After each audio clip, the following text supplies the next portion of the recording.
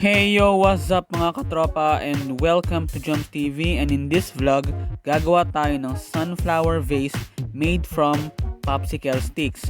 Tara mga katropa, so ito yung popsicle sticks na gagamitin natin. So kaya naman ay panuorin nyo itong ating vlog kung paano ko nga ba ginagawa itong sunflower vase made from popsicle sticks ala Joms.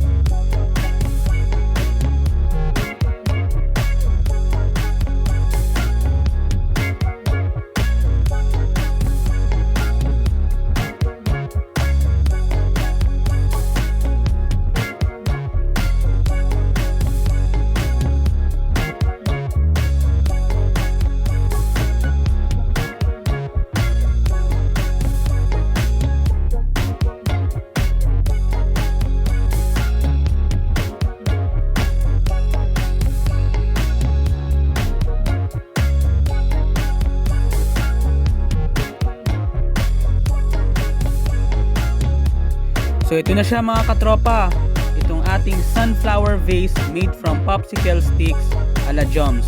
Dito natin ilalagay later on yung gagawin nating sunflower.